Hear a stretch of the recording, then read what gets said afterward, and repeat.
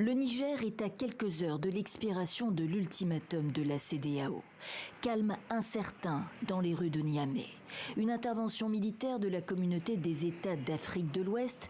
Les Nigériens qui s'expriment estiment qu'elle constituerait une agression, à l'image de la junte qui a promis une riposte immédiate. Bon, c'est une attaque infondée puisque ça n'a pas lieu d'être au fait. C'est une attaque qui n'a pas lieu d'être. On suit la voie de la démocratie. Et dans cette démocratie-là, ce sont les pourparlers. Est-ce que vous comprenez? Les pourparlers, on n'a pas lieu de prendre les armes pour ça. Et nous ne sommes même pas pour les négociations. Le Niger appartient aux Nigériens. Alors, dans ce sens, nous demandons qu'une chose.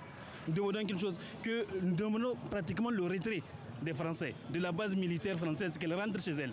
Pour lui, comme pour d'autres partisans de la junte, le problème du Niger, c'est la France, l'ancien colonisateur. Dans les faits, le processus démocratique a bel et bien été interrompu au Niger et le président démocratiquement élu est toujours séquestré par les militaires depuis le 26 juillet.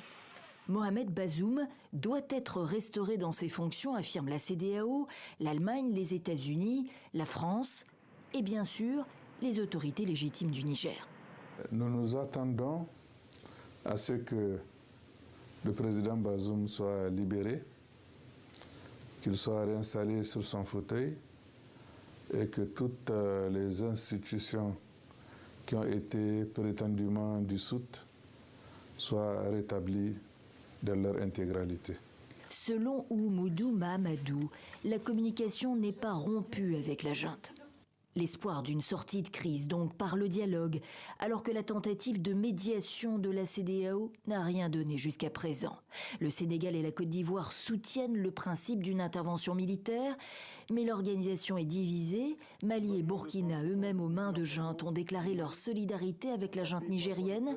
Quant à l'Algérie, elle est contre une intervention armée, alors que plusieurs voix y seraient opposées au Nigeria, qui préside actuellement la CEDEAO.